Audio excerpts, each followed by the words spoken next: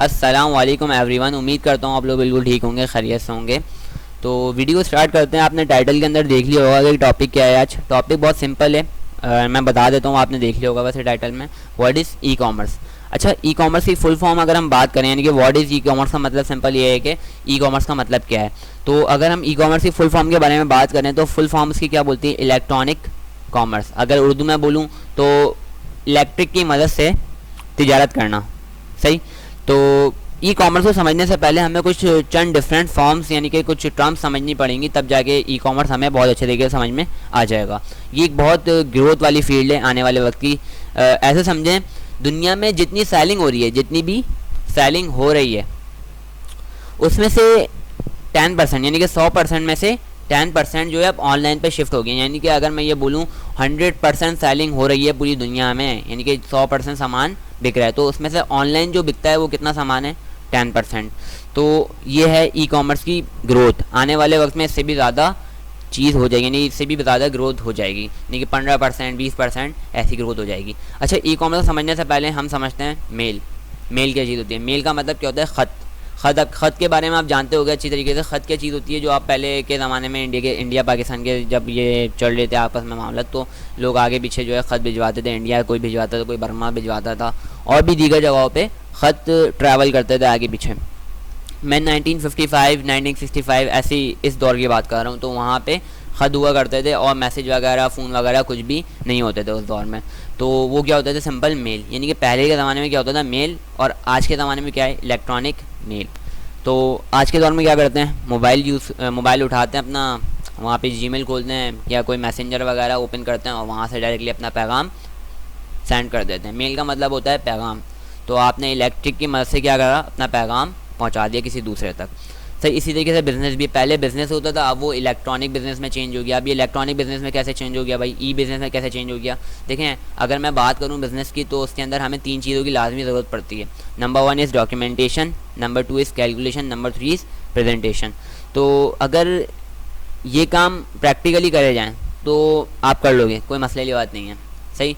लेकिन अगर ये काम आपको कंप्यूटर पे दे दिया जाए तो ज़ाहिर सी बात है वो इलेक्ट्रॉनिक बिज़नेस ही कहलाएंगे, क्योंकि ज़ाहिर सी बात है आप 3 काम लाजमी सी बात है कि आप बिज़नेस के अंदर कर रहे हो, तो वही काम अगर आप कंप्यूटर पे करोगे तो क्या कहलाएगा, e business, electronic business. Okay. Computer science 9th class की बुक अभी रिसेंटली आई थी, तो वो मेरे हाथ में आने से पहले मेरे मोबाइल के अंदर आ गई थी। तो वो क्या कहलाएगी, ई बुक। पहले क्या होती थी, बुक, अब क्या कहलाएगी, इलेक्ट्रॉनिक बुक। तो आई होप आपको ई कॉमर्स समझ में आ रहा होगा। कॉमर्स का मतलब क्या होता है, तिजारत करना, तिजारत करना। सही। ओके, मैंने आपको बता दिया। अब थोड़ा सा ईजी करके समझ लेते हैं। अगर आप ऑफलाइन कॉमर्स पे काम कर रहे हो तो वो है प्रैक्टिकली आप कुछ लेन देन का मामला आप जो है परफॉर्म कर रहे हो। लेकिन अगर आप ऑनलाइन कुछ ऐसा कर रहे हो तो हम उसको क्या बोलेंगे, ई कॉमर्स। आई होप आपको मेरी बात अच्छे तरीके से समझ में आ गई होगी। अच्छा, अब हम बात कर लेते हैं ई कॉमर्स जो है कहाँ कहाँ हमें मिल जाते हैं देखने को।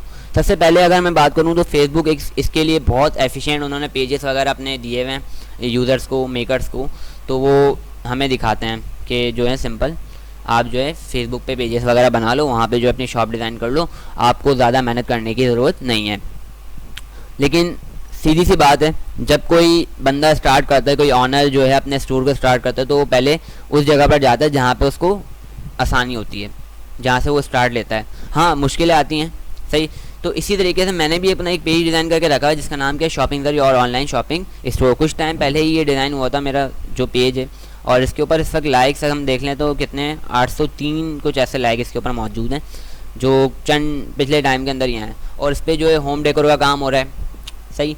और क्लोज का काम हो रहा है। इस डिफरेंट काम चल रहे हैं। लेकिन कैसे मेरे पास कस्टमर आते हैं इसके ज़रिए, सिंपल, जब कस्टमर आता है, देखें मैं सिंपल क्या करता हूँ, अपनी पोस्ट अपलोड करी इसके ऊपर, पोस्ट अपलोड करने के बाद उसको क्या करा, शेयर करा, यहाँ से शेयर करा, सिंपल ग्रुप्स में शेयर करा, 184 शेयर लिखे हुए आ रहे हैं नीचे। ओके, उसकी पोस्ट रीच नज़र आ रही है, आपको एंगेजमेंट नज़र आ रही है। सही। इस तरीके से वो लोगों तक जाती है। जब कोई किसी को प्रोडक्ट चाहिए होता है वो मुझे व्हाट्सएप पे सेंड करता है मैसेज, या फिर वो मेरे पेज पे आके क्लिक करता है और मेरे मैसेजेस में आ जाता है यहाँ से क्लिक करके डायरेक्टली। ओके, तो वो सिंपल इस तरीके से मुझसे कोऑर्डिनेट कर लेता है कि मुझे जो है ना ये चीज़ चाहिए, ये चीज़ चाहिए, मैं उसको रेट बता देता हूँ, तो वो सिंपली मुझे क्या करता है, उसके रेट वगैरह मुझे हाँ कर देता है या ना कर देता है, जो भी उसको चाहिए होता है प्रोडक्ट, उसके मुताबिक वो अपनी कंडीशन देखता है। अच्छा, प्रोडक्ट उसने बोल दिया कि हाँ जो है आप जो है मुझे ये प्रोडक्ट दे दो, सही है जी। मिसाल के तौर पे ये एक स्टैंडिंग मग्स है, ये स्टैंडिंग मग है, ओके। मुझे ऑर्डर आया कि जो है ना मुझे जो है ना 3 पीस चाहिए स्टैंडिंग मग के, सही।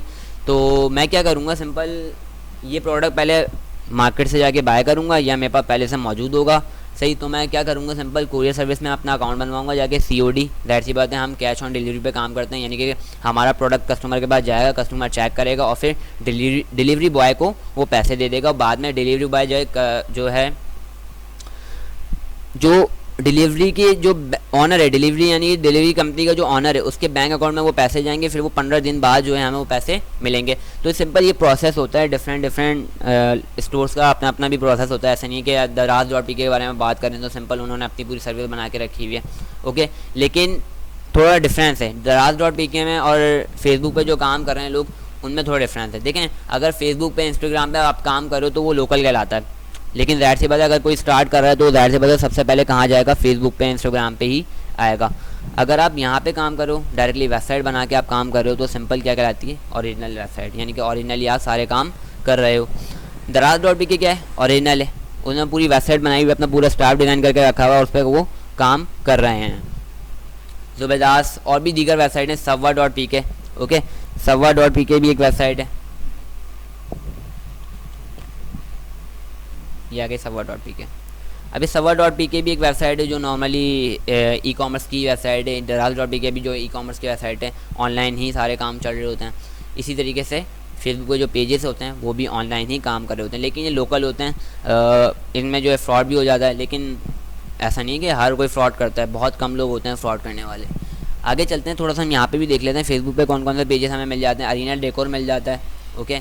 अरीना डेकोर भी एक अच्छा ब्रांड है, अच्छी चीज़ें सेल करता है, लाइक्स वगैरह अच्छे खासे हैं इनके पास। ये हमारा एक दोस्त है, उसका चैनल है, तो सिंपल ये भी अच्छी काम कर रहे हैं। यहाँ पे देखें 3,500 लाइक्स इसके चैनल पे मौजूद हैं, पेज पे मौजूद हैं। हाइपर कार्ड देख लें, हाइपर कार्ड भी है एक पेज, और भी दीगर पेजेस यहाँ पे मौजूद हैं। होम शॉपिंग.pk,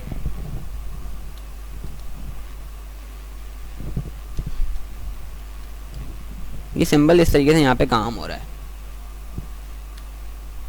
पेजेस बने में। होम शॉपिंग.pk कोई हल्का पेज नहीं है, बहुत ज़बरदस्त पेज है। आप देखें इसके लाइक्स वगैरह